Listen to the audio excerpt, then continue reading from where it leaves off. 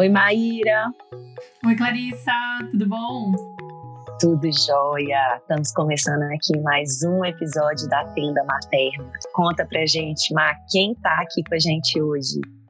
Hoje a gente está tendo o prazer de receber a Dani Silvares, maravilhosa. Ela é mãe da Cecília e do Anjinho Joaquim. Ela é psicóloga para mulheres, terapeuta de criança interior e consteladora familiar.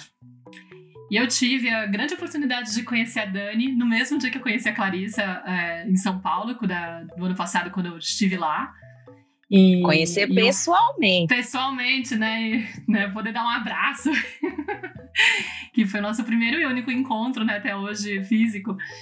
E foi muito legal porque eu participei de um workshop com a Clarissa, com você, e a Dani estava lá. A Dani já me seguia, eu não conhecia direito o trabalho dela, eu passei a seguir o material dela pela internet, no Instagram, e comecei a me identificar muito, e sempre me emociono muito com os textos que ela traz, com as reflexões que ela traz.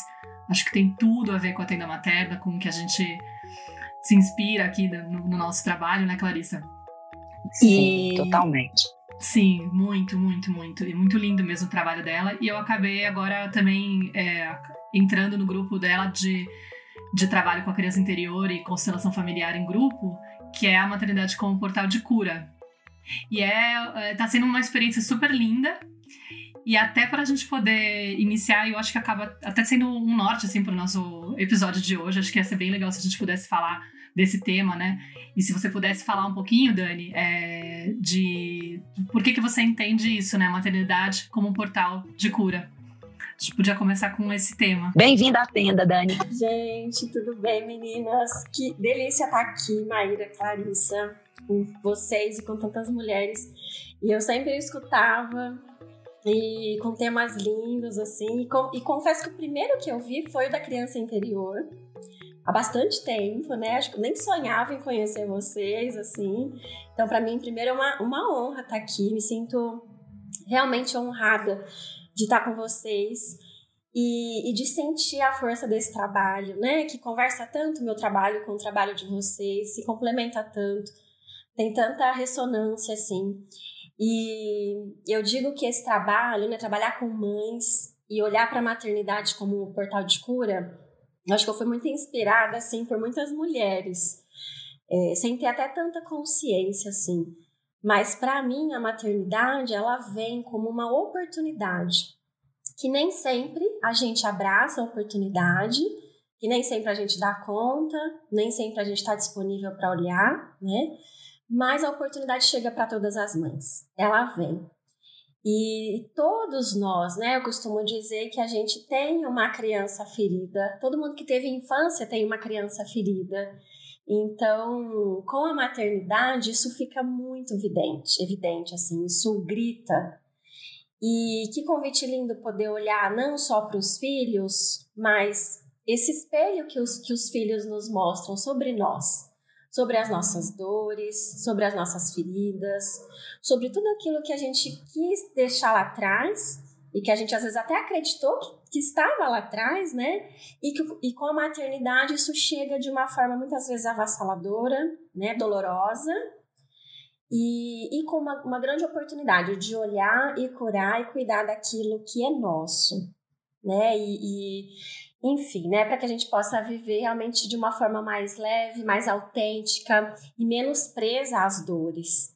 Porque tentando fugir das dores e fazer diferente por esse prisma, a gente ainda está conectado com a dor.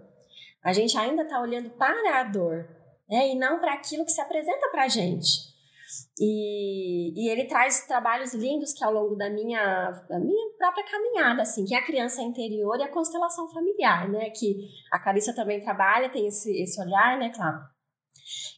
Que para mim uma coisa não consegue se desconectar da outra, assim. Não basta eu concordar com a minha história e com o meu sistema se eu não acolho a minha criança, porque isso é violentar a criança mais uma vez, né? Isso deixar a criança invisível mais uma vez. Então os trabalhos, para mim, eles caminham muito de mãos dadas, assim. E quando eu percebi que uma coisa casava com a outra, eu falei, gente, não dá para ficar só comigo esse trabalho, não dá para ficar só no presencial, porque eu tinha grupos no meu consultório, né, com mães, mas desde o primeiro minuto, assim, que eu fiz ele presencial, eu já visualizei, eu falei, isso aqui precisa voar, porque ele não é meu. Esse trabalho não é meu, não me pertence, eu tô aqui só como mensageira, porque eu não construí isso sozinha, eu tenho muita clareza que foi alguma inspiração que eu tive, e ele tem voado muito, assim, né, chegou na Maíra e tem chegado a tantas mulheres, a Maíra tá aí no grupo para ver como é lindo, né? Como os filhos nos fazem abraçar a nossa dor, acolher e dar outro significado, né, para nossa vida. É muito lindo, assim, muito especial isso. Emocionante, né? Dani, eu acho que você trouxe, assim, vários pontos importantes na sua fala, né? Primeiro, né, dessa presença dessas crianças na nossa vida como uma segunda chance, né? Como, para mim, eu falo que a vida ela é tão perfeita, né? Na sua forma, assim, ela está sempre nos apresentando oportunidades e que a criança ela traz esse convite mesmo para a gente, né? De olhar para essa criança que a gente foi, num momento que a gente estava tão vulnerável, tão aberto, né, tão disponível para esse entorno. E muitas coisas podem ter faltado lá atrás, né, para a maioria de nós faltou, né, acho que para todo mundo, como você disse, todos nós temos uma criança ferida.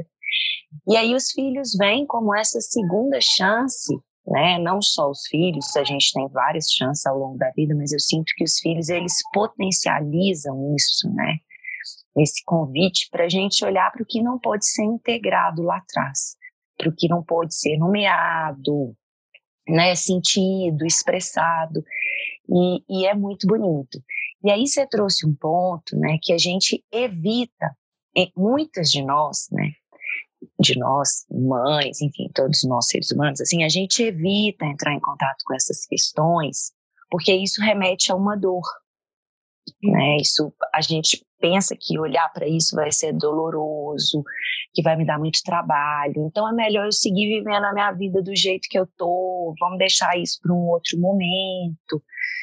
Então eu queria que você falasse um pouquinho sobre isso, Dani, assim, sabe, sobre essa dor que, na verdade, desde o meu ponto de vista, assim, né, é uma dor que foi experimentada por essa criança naquele momento, mas que hoje, como adulto, a gente consegue olhar de uma outra forma, né? Assim, o pior já passou.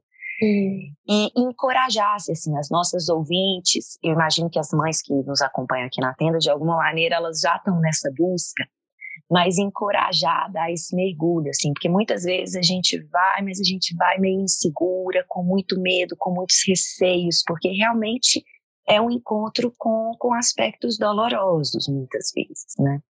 Então eu queria que você falasse um pouquinho sobre isso. Faz muito sentido isso que você traz, e eu mesma brinco, né, quando eu tô nos workshops, por exemplo, que eu falo para as pessoas que elas são muito corajosas, porque se alguém tivesse me dito há alguns anos, antes de eu conhecer o trabalho da criança interior, vem fazer um workshop, eu não iria de jeito nenhum, porque eu tinha tanto medo de olhar para minha história, eu tinha tanto medo de encontrar minha criança, e eu jamais imaginei que eu pudesse dar conta desse encontro, né? Esse encontro ele chegou para mim de uma forma despretensiosa. Eu estava num curso de coaching que não tinha nada a ver com isso, aparentemente, e lá a gente vivenciou uma cena, a gente precisava trazer dores da nossa infância, e no grupo que eu estava eu trouxe a minha situação, a minha cena, e o grupo elegeu a minha cena para ser dramatizada num grupo de 40 pessoas, e eu não tinha coragem de trabalhar esse tema nem na terapia no 1-a-1. Era um tema que eu fugi anos da terapia. Olha como é louco, né? Como ser humano precisa ser estudado.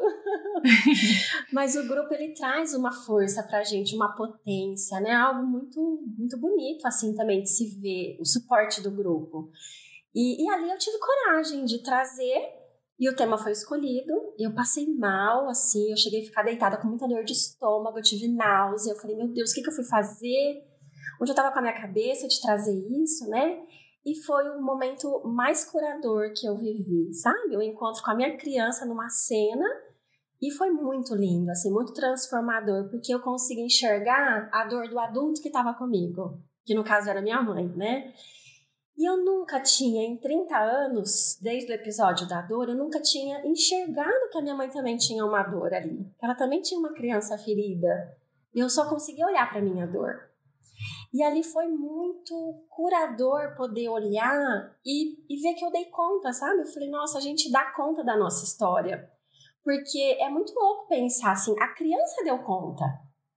A criança de 3, 4, 5, 6 anos, ela deu conta daquela situação. Como é que eu posso dizer que a gente aos 30, 40, 50, 60, a gente não vai dar conta dessa história? É uma distorção completa, né?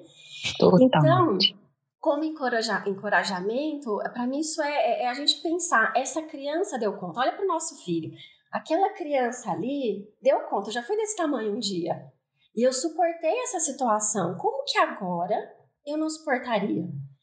E aí a gente só consegue, né, fazer esse processo voltando para a dor, né? Tem um padre que eu gosto muito, que é especialista em Enneagrama, ele fala que a gente só pode curar aquilo que a gente pode sentir.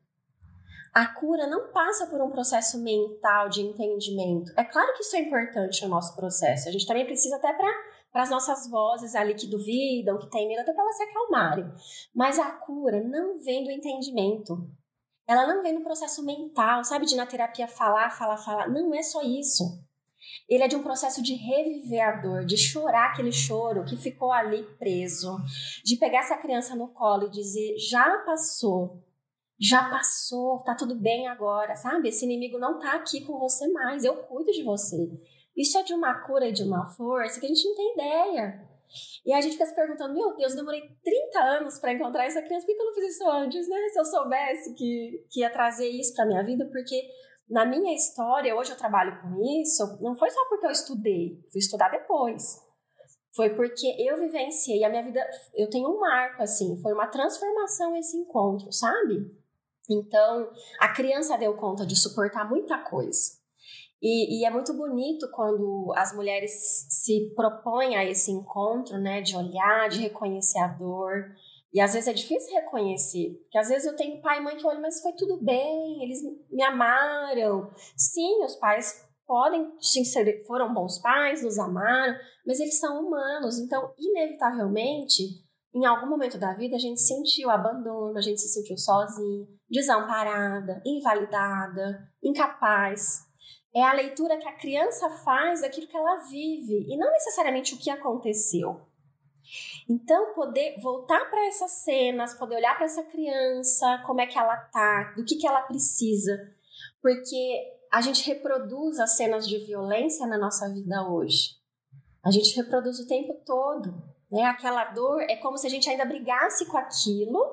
Então, a gente precisa trazer à tona essa situação, porque agora eu venço o inimigo. Mas eu não consigo vencer, porque mais uma vez eu vou experimentar a situação abusiva, a situação de invisibilidade, eu vou beber de novo isso. Porque é uma luta desleal. O processo, ele passa por olhar essa dor, reconhecer, dar um lugar e cuidar dessa criança, para que ela não precise reviver mais essa dor, para ela que seja livre. Né? É liberar a criança e, consequentemente, nos liberarmos, porque a gente às vezes está aqui hoje grande e revivendo, e às vezes nossos filhos vêm com aquela dor, dói na nossa alma aquilo, a criança que se sentiu excluída na escola, numa situação, né? E às vezes eu vejo as mães que chegam assim, que elas querem partir para cima, porque aquilo é muito violento para elas, porque aquela dor é delas, né? Não necessariamente da criança, assim, como a gente às vezes até imprime nos nossos filhos as nossas dores. eu tenho um exemplo que ilustra muito isso que você está trazendo, que rolou recentemente no Zoom Zoom. Uma mãe, ela nasceu aqui no Brasil e com 4 anos ela se mudou para Portugal. Então ela falou que ela saiu da escolinha aqui no Brasil e foi estudar em Portugal, pequenininha, imagina, 4 anos. E ela falou que ela teve um processo de adaptação muito difícil, né? Porque imagina, os pais adaptando àquele novo país, a uma nova vida, e ela na escolinha, as crianças não entendiam o que ela falava. E ela estava contando exatamente, ela chegou com a questão no grupo, né? Antes dela trazer isso da história dela, ela chegou com a questão no grupo, que ela tinha deixado o filhinho dela na escola e aos prantos, e que aquilo que ela chegou em casa, mas que ela não conseguia parar de chorar, porque estava doendo muito nela. E aí ela começou a fazer uma ligação com essa história da adaptação escolar dela lá atrás. E ela foi entendendo, e ela foi falando isso, compartilhando com a gente no áudio, depois de várias interações do grupo, né? Você tem falado aí dessa potência do grupo, né? A gente fez várias intervenções, compartilhamos várias coisas com ela. E ela disse que no dia seguinte, ele entrou feliz, assim, que ela passou um dia chorando e entrando em contato e vivendo, entendendo. Ela falou assim, gente, eu estou passando aqui só para contar para vocês, porque vocês não acreditar. Ele entrou hoje todo sorridente, todo saltitante como ele é, eu não acreditei. E é muito louco isso, né? Como que eles vão em direção àquilo que a gente não digeriu, aquilo que dói, aquilo que está latente lá da nossa história, né? E é por isso, né, que talvez a gente está falando aqui tanto dessa maternidade como essa segunda chance, como uma grande oportunidade da gente integrar o que de alguma maneira não foi visto lá atrás, né? Eu fico pensando também de todas as coisas do grupo que estão rolando dentro do seu trabalho, Dani, tá mexendo com bastante coisa dentro de mim. Você falou agora, você citou a questão dos pais, eu sinto também que tem um ponto que, quando a Clarissa falou isso, de que algumas mães resistem, têm uma certa dificuldade de fazer esse trabalho de entrar em contato com a criança, eu acho que um dos pontos também que fica muito forte para essa resistência acontecer é o medo de repente, sentir que está apontando o dedo para os pais, ou que, de repente, está traindo os pais, ou está tirando os pais de um lugar muito endeusado, né? Não, a minha relação com a minha mãe sempre foi boa, imagina, tipo, ela sempre me tratou bem. Muitas vezes, por conta até do discurso materno, acaba que muita coisa fica encoberta, ou até as lembranças que acabam vindo da sua infância não tem nada muito gritante, nada muito evidente, ou nem se sabe mensurar o quanto tal atitude do adulto realmente interferiu no emocional da criança e acabou criando, de repente, uma sensação de rejeição, de abandono. Não consegue identificar, porque tem algumas relações, alguns padrões de comportamento de relacionamento que a gente estabelece, né, que parecem que são corriqueiros e comuns e normais, mas na verdade são pequenas violências, né, que podem fazer com que a criança tenha um sentimento de rejeição absurdo, por serem repetidos muitas vezes, né, repetitivos ao longo do tempo. Então acho que tem um ponto de, meu Deus do céu, como é que eu faço para olhar para esse passado e não tirar meu pai desse lugar, minha mãe desse lugar, onde eu acredito que está tudo bem. Ou mesmo, como que eu faço para honrar esse passado e estar em paz com essa situação, mas ao mesmo tempo não usar isso como uma camuflagem de que, tá tudo bem, né? Tipo, os meus pais fizeram tudo que eles puderam, né? Eu entendo o contexto deles, eles tiveram uma criança ferida e é por isso que eles estavam impulsionados por isso. A limitação deles é totalmente legítima, é real. Eles não tinham como oferecer mais, porque eles não tinham de onde tirar. Só que muitas vezes a gente também usa isso para não validar o que a criança realmente sentiu. Que uma coisa eu me senti rejeitada. A outra coisa eu fui rejeitada.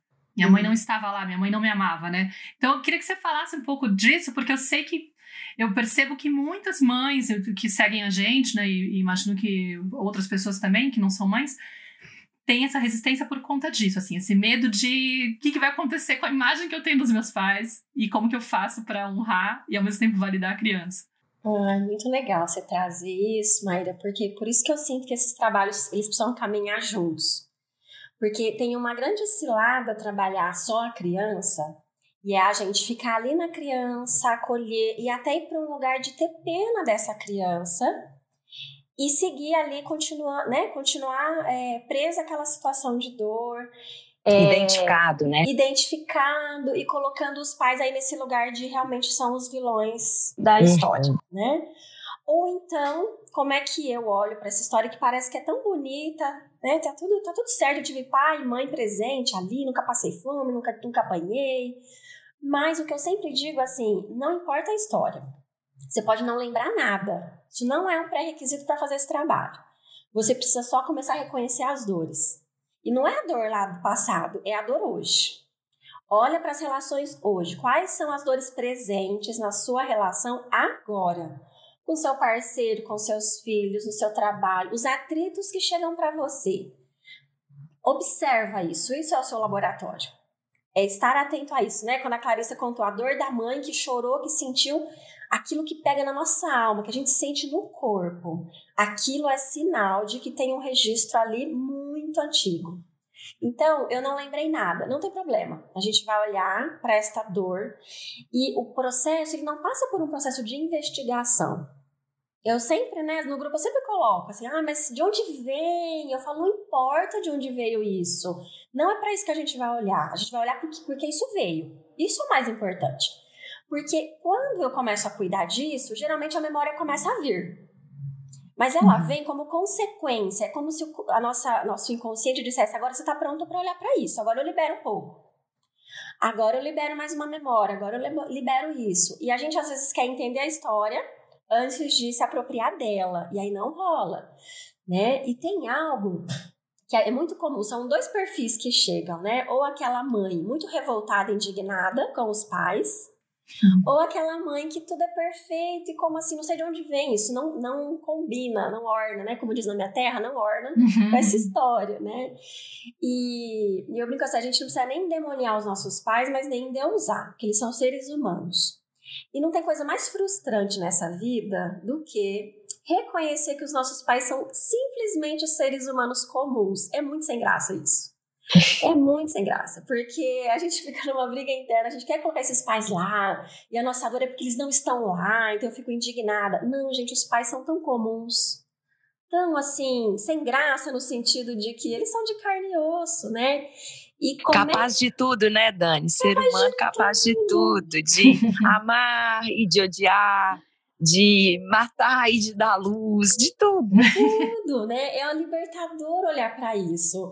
Mas ontem eu estava conversando com uma amiga sobre isso, né? Como é que a gente pode dar o lugar para os pais, o lugar que realmente é deles, que nem é desse endeusamento, nem endemoniar esses pais, se a gente ainda está nesse processo de idealização. Porque a criança idealiza, a criança olha para os pais e eles são acima de qualquer coisa. A gente passa pela adolescência, que é justamente uma fase de ruptura. É uma fase de desconstrução desses pais, para que a gente se perceba e depois a gente tenha a chance de olhar de volta para isso, de olhar para os pais e de ressignificar, né, essa história e essas pessoas que fazem parte. E algumas pessoas, algumas mães não passaram por essa ruptura. Foi muito doloroso, não deram conta de passar. Então seguem ainda idealizando esse pai e essa mãe. Então, o que eu digo assim, é tão libertador, não só para nós, mas para os nossos pais, quando a gente consegue colocá-los num lugar de pessoas comuns, falhas como nós. A nossa maternidade, a forma como a gente lida e vive a maternidade está muito ligada à forma como a gente olha para os nossos pais. O quanto a gente exige deles, o quanto a gente endeusa eles, porque aí vai ser muito pesado para mim sustentar também esse lugar de mãe. Se eu estou apontando para o outro, eu estou endeusando algo que não é de verdade, né? Não é sustentável isso. Então, eu sinto que esse caminho ele vamos acolher, vamos cuidar e vamos olhar para esses pais e colocar os pais no lugar deles. Na verdade, não é colocar os pais no lugar deles, é a gente voltar para o nosso lugar. Né? A gente não coloca o outro no lugar do outro, a gente volta para o nosso lugar, porque é tentador sair do lugar, seja para ter pena dos pais, isso eu sinto que aparece muito, eu tenho que ser grato, tudo bem, você pode ser grato, isso não impede você de acolher a sua criança, de sentir, né, que ela sentiu a rejeição, a dor. Tem uma pessoa que eu atendi recentemente, numa constelação, e ela não conseguia reconhecer que a mãe, esse abandono por parte da mãe, assim, uma pessoa bem desse perfil que você trouxe, sabe, Maíra? De assim, mas a minha mãe, meu pai, sempre amorosos, nossa mãe fazia de tudo por mim. Só que a mãe voltou para o trabalho, ela tinha menos de 3 meses. A mãe é que sustentava a casa, o trabalho do pai era mais frila, então a mãe é que bancava. Imagina um bebê de 2 meses, com essa ruptura da mãe. Óbvio que essa mãe não abandonou a filha, no sentido de que ela saiu para proteger a filha. Eles precisavam desse alimento, né? Desse dinheiro. Mas como é que a gente pode dizer que essa criança não sentiu a dor desse abandono, essa separação? E essa cliente chegou para mim porque ela não conseguia voltar a trabalhar, o filho já com 2 anos e meio, e ela cansadésima só de ser mãe, e ela não se permitia sair, e o trabalho dela era home office, ela é psicóloga, atende de casa, então ela ficar num quarto e o filho num outro cômodo. Para ela aquilo era de um sofrimento, né? E aí precisou dela olhar e reconhecer. Eu não estou acusando a minha mãe de abandono, mas eu tenho o direito de reconhecer que eu me senti abandonada. São coisas completamente diferentes. E quando a gente segue na acusação, o que eu sinto dos processos é que eu ainda não estou cuidando da minha criança. Eu ainda estou olhando muito para o pai e para a mãe, e eu estou fugindo do meu processo de dizer, agora eu cuido de mim. Agora eu cuido dessa dor, né? Porque tem algo que para mim faz muito sentido, assim, não vai passar essa dor. Pensa num machucado, né? Doeu aqui e ele tem uma ferida. Ele vai cicatrizar, mas sempre que alguém relar aqui, eu vou sentir algo. É mais sensível. Então, é lógico que não vai doer com toda a intensidade que doeu um dia. Esse é o processo. Eu vou conseguir, ao longo do tempo, reconhecer, é rejeição a minha dor. Então, sei lá, as meninas não me chamaram para tal coisa. Aquilo pode doer no meu corpo como se fosse assim, nossa, eu tô revivendo a dor. Mas ele vai durar muito pouco tempo. Porque eu já tenho ciência dessa dor, porque eu já sei que isso tem a ver comigo e não com o outro. A gente começa a ter mais clareza dos nossos processos e aí a gente cuida, ao invés de reagir àquilo que a gente acha que o outro fez para nos desagradar, para nos machucar. Nossa, eu tenho um exemplo muito doido, e inclusive eu sei que uma das minhas grandes feridas é a rejeição. É o sentimento de rejeição. Tamo junto, Maíra. Às vezes eu até confesso que eu falando desses temas com minha mãe já falecida, me dá um pouco de liberdade, assim. Eu fico pensando, se minha mãe ouvisse essas coisas, como que ela ia assimilar tudo isso? Me dá um pouco de coisa, mas enfim. Mas outro dia, até coincidiu que era a primeira semana do seu trabalho, né? E eu tinha saído de viagem para passar o verão com a Nara, uma semana na praia. Tava super na expectativa de, que gostoso, vou desconectar um pouco do trabalho e tal. E eu acabei assistindo o grupo da primeira encontro online que você fez com as meninas, né, com a gente. Mas eu não tava presente porque eu tava na estrada, então eu ouvi depois. Mas mesmo assim, foi super potente porque foi o encontro onde todas as mães se apresentavam, né, contavam um pouco das próprias histórias. E eu comecei a me identificar muito e já começou, acho que a mexer um pouco com a minha criança. Então eu fiquei, aqueles dias da praia, super sensível. E meio que, acho que com o emocional à flor da pele. E aí teve um evento super besta, assim, mas que é super... que me deixou muito visível isso que você tá falando, né? De que, tipo, eu tava cortando melão pra Nara, preparando o café da manhã dela, e a gente tinha que sair dali a pouco, então eu tava com aquela coisa do, a gente tem que sair, tudo tem que sair rapidinho, tal, sabe quando você tá no plano automático, né? E aí, na hora que eu terminei de cortar o melão, eu peguei ela no bracinho pra poder levantar ela, pra pôr ela em cima da cadeira. E ela chegou pra mim e falou assim... Não, eu quero ficar sozinha, mãe. Para com isso, tipo, me deixa. E na hora, eu virei pra ela e falei assim, filha, não sou uma bruxa, só tô tentando te ajudar. Eu fiquei muito nervosa, assim, sabe? Aí ela olhou pra mim e falou, mamãe, eu não te falei que você é uma bruxa, eu falei que eu quero sentar sozinha. 4 anos. E aí eu olhei pra aquilo, né, e tipo, pra mim doeu pra caramba. E quando você olha a situação de fora... já calejada, né, porque agora eu entendo como são os processos, na hora eu falei, caramba, olha que bizarrice, né, ela reivindicando a autonomia dela, super tranquila, tipo, completamente conectada consigo mesma, com as suas necessidades, confiando, assim, né, o meu momento tá pedindo isso, não tinha nada a ver com rejeição. Mas na hora eu me senti atacada, do tipo, você está me atrapalhando, você não está... E eu me senti muito ferida e falei, para de achar que eu sou uma bruxa. Ela, do que você tá falando, né? Que viagem é essa, bruxa? Né? A bruxa tava dentro de mim, assim, sabe? E aí você falou na outra hora, né? Quando a gente não mexe na ferida, né? E fica fingindo que não tem nada, que não aconteceu nada, esses padrões vão se repetindo.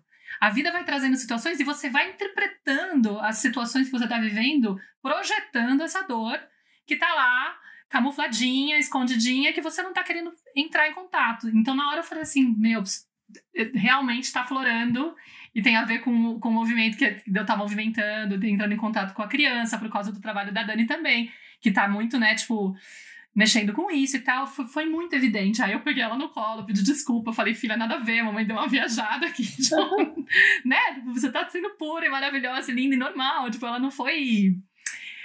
Talvez até na hora de contar, até tenha sido mais enérgica que ela, né? Ela foi super tranquila. Ela falou, mãe, eu quero sentar sozinha, tipo, dá licença, né? Deixa eu ser eu mesma. Que é um momento muito natural dessa fase também, né? De se reafirmarem. Mas muito pra mim, claro, como tem relação. Muito. E assim, imagina o impacto disso, né? Uma mãe que se sente rejeitada e que não tem consciência nenhuma disso. Como é que ela vai criar esses filhos? Exato, porque eu podia ter insistido, inclusive. Sim. Sem essa consciência, eu percebi na hora, assim, que eu ficaria insistindo pra ela, do tipo, é muito feio você fazer isso, porque você não sabe. Porque que o meu discurso interno começou a falar?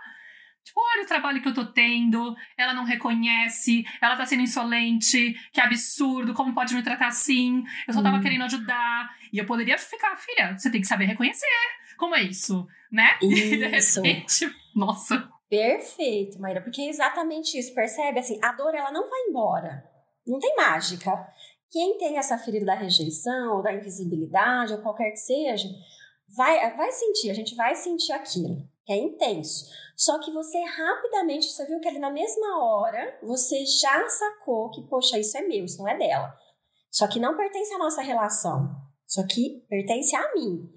Então, você consegue separar e não colocar nessa relação essa ferida, porque sem a consciência disso, você entraria no seu diálogo interno, você começaria a conversar com essa criança a partir de uma verdade que ela estava te rejeitando, né? E aí, quantas mães disputam, às vezes, com o pai dos filhos, porque gosta mais dele do que de mim, com medo dos filhos irem embora, porque aí eu vou me sentir sozinha.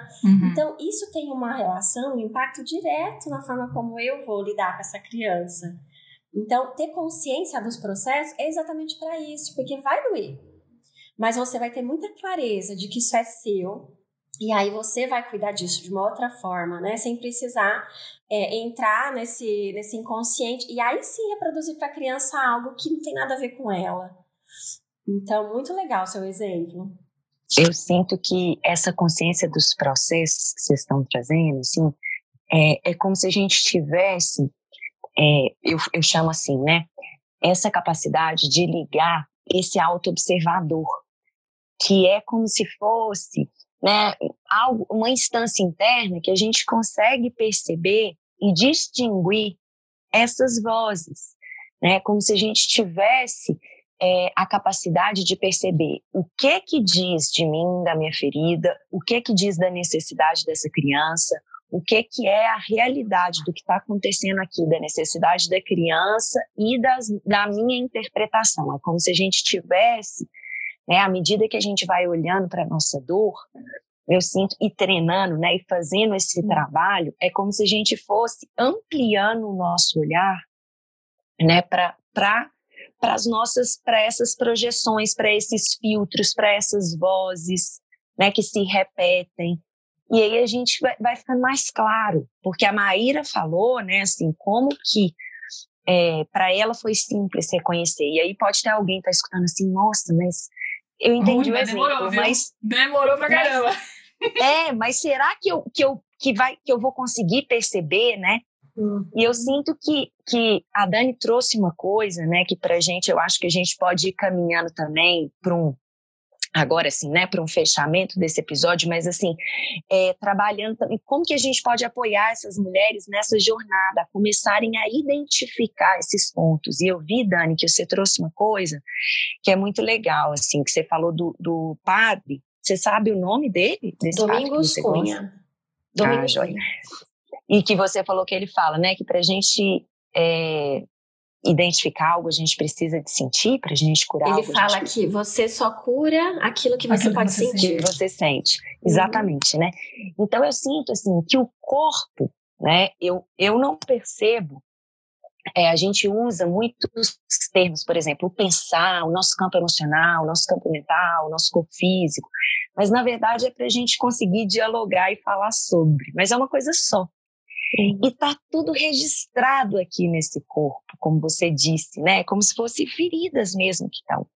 E no aqui e agora, à medida que as dores vão aparecendo, né? Que a gente é reativo com o filho, a partir de uma coisa, às vezes pequena, como a Maíra falou, né? Eu fui pegar ela para pôr e aquilo doeu, né? A forma que ela contestou, doeu dentro de mim. Essa outra mãe que vai deixar o filho na escola e aquilo dói dentro dela.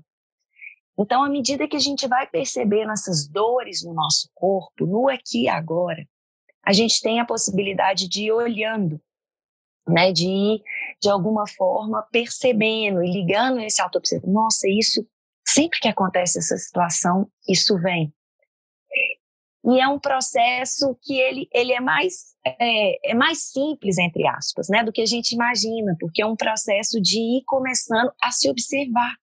E não vivendo e atropelando e empurrando as coisas com a barriga, mas é um processo de ir, aos poucos, se percebendo nessas relações, tanto com a criança, se acolher, com as né? outras pessoas.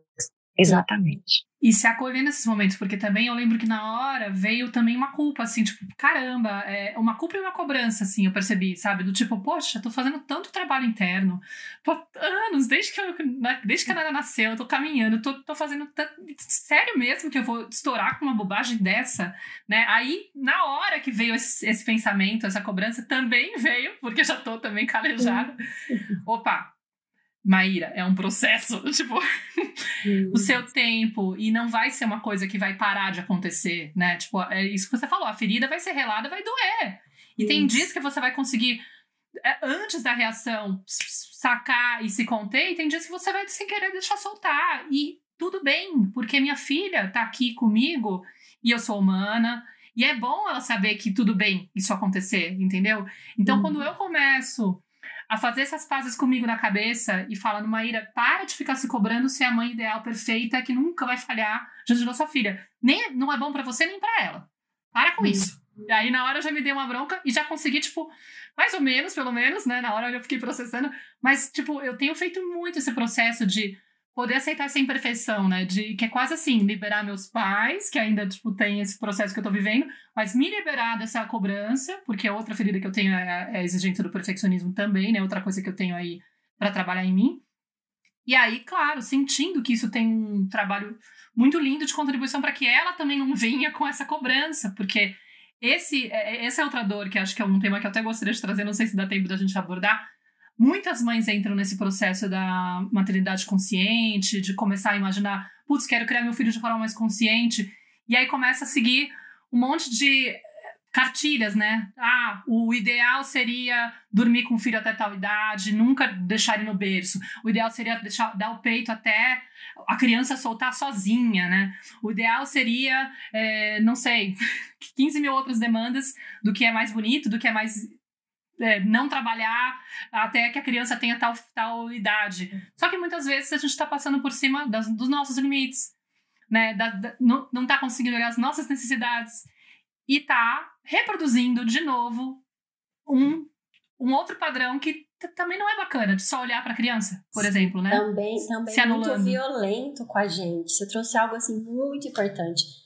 Eu atendo muitas mães com essa busca, muitas educadoras parentais, e aí como é importante elas olharem para esse processo, assim, que isso vira uma prisão também. Não é por aí, né? Não é nesse sentido, com essa rigidez. É poder olhar, ok, eu sempre digo assim, o horizonte ele existe pra gente se inspirar nele. Eu vou olhar aquilo, é pra lá que eu quero caminhar, mas não significa que eu esteja lá. Então, tudo bem, né, me irritar, ter raiva. A questão é como eu vou lidar com isso, como é que eu acolho isso. Não sei se dá tempo, eu quero só compartilhar um exemplo de ontem que aconteceu.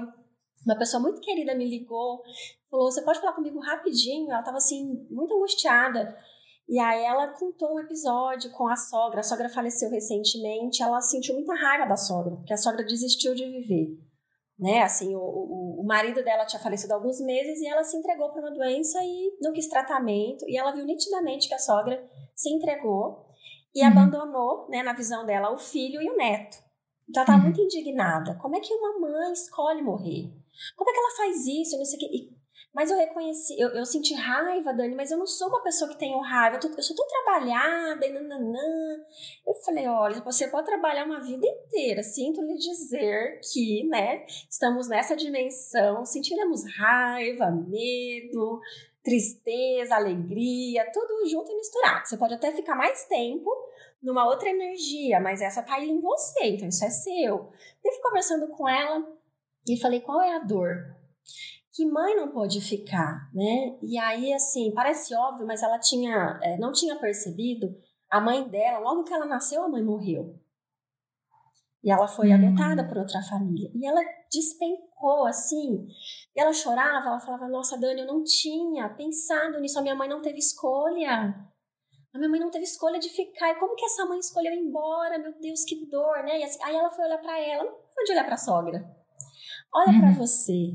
Né? Então, aceitar que a gente está em processo, por mais que a gente estude, faça os processos de imersão, de sentir, de reconhecer, né? E a gente está em processo, não é para chegar numa perfeição, é para a gente lidar com a nossa humanidade.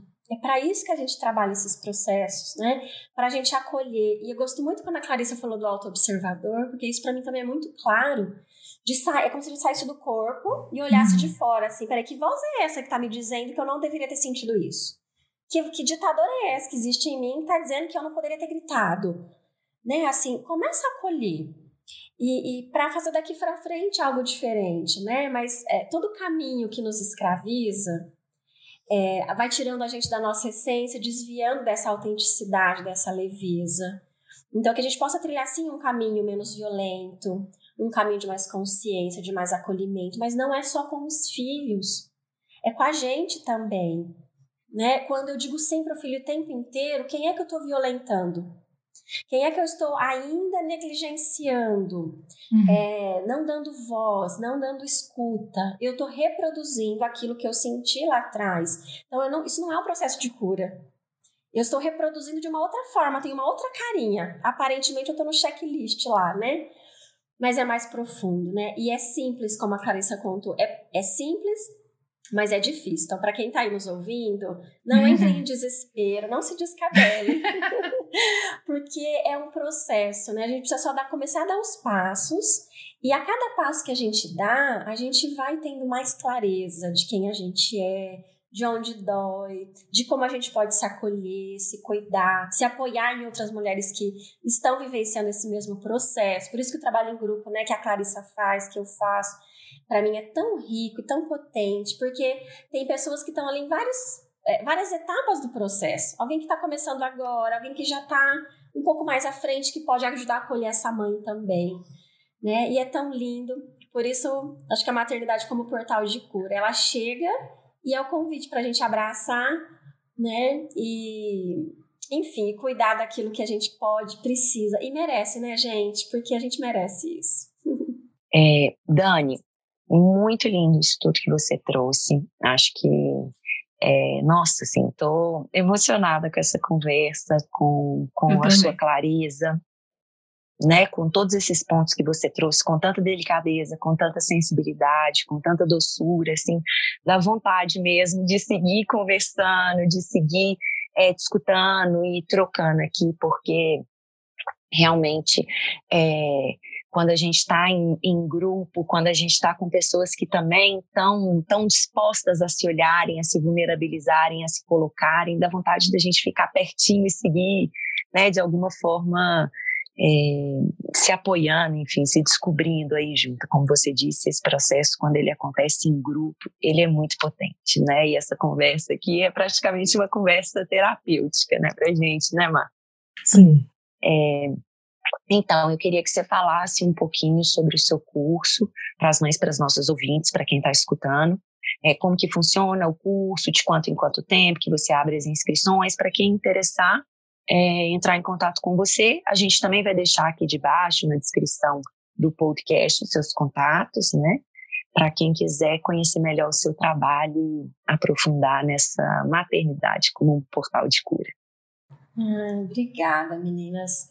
O grupo, ele é 100% online, então é muito legal porque a gente consegue chegar em vários lugares, em vários cantinhos aí do mundo, e com aulas gravadas, com aulas ao vivo e com uma interação muito legal no WhatsApp, onde a gente troca, onde a gente se acolhe. E às vezes eu nem estou presente no grupo e o grupo já está num movimento lindo de se acolher, de se cuidar, né? Que é a riqueza do grupo, né? E eu estou com um grupo agora para abrir em outubro, então ainda tem algumas vagas para quem se interessar. E eu abro esses grupos de 3 em 3 meses. Né, pelo menos esse ano foi assim. Vamos ver 2020 se tem algum formato novo, tem algumas novidades a caminho também. E é isso, né? Fica o convite. Eu sei que eu sempre digo que o start é a gente sentir que está no momento, sentir que eu estou disponível emocionalmente para olhar para isso, com coragem e com medo. É um caminho que assim não dá para ir sem medo. Eu tenho bastante consciência disso. E é bom porque a gente tem juízo, né? É algo que a gente vai tocar. E eu honro muito as mulheres que chegam, porque são histórias de dor, porque são histórias que muitas vezes a gente não abriu para ninguém, abre no grupo. Então, é um grupo muito afetivo, muito bonito. E também tem um lado meu que as meninas veem, também de posicionar, sabe? Com aquilo que precisa ser dito, ser falado. Às vezes ajudar a pessoa a olhar e sair daquela birra e seguir adiante. Então também tem um acolhimento com firmeza, sabe? A gentileza e a firmeza, né? Que a gente fala na educação dos filhos, que eu sinto que é esse o caminho, fazer o que precisa ser feito.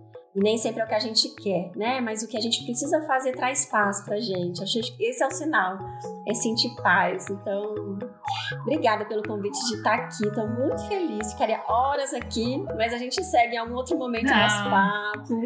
Muito obrigada. Super aproveitei também, quero agradecer muito. Eu acho que para mim está sendo um privilégio enorme ter contato com pessoas maravilhosas como você e a Clarissa. E para mim hoje é tipo, uau, um encontro super mágico. Foi muito bonito, está sendo muito gostoso participar do grupo. E até tem mães assim que participaram dos dois, ou que já fizeram outro. Teve uma até que me escreveu outro dia, tudo bem fazer os dois ao mesmo tempo? Eu falei, olha, eu acho que são processos bem intensos, eu faria na sequência, mas ela se animou e quis fazer os dois juntos. Eu falei, bom, tudo bem.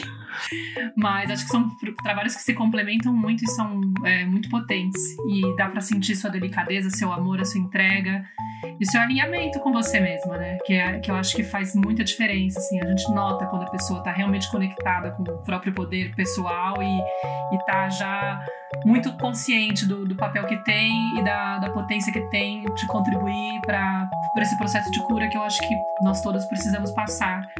E espero que a mensagem do podcast anime muitas pessoas que estão aí ressabiadas com a ideia de entrar em contato com a nossa criança, porque eu confesso, eu também adiei bastante e é assustador, mas realmente é de uma potência incrível, assim, é maravilhoso. Enfim, muito obrigada, adorei. Obrigada pela presença. Obrigada a todos. E por favor, recomende, né? Repasse o link do episódio para outras pessoas.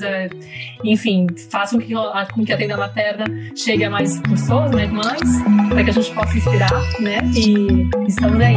Obrigada a todos os ouvintes que estiveram aqui na Tenda com a gente. E no próximo mês, um novo episódio. A gente abre novamente a nossa tenda para mais um episódio, para mais uma conversa.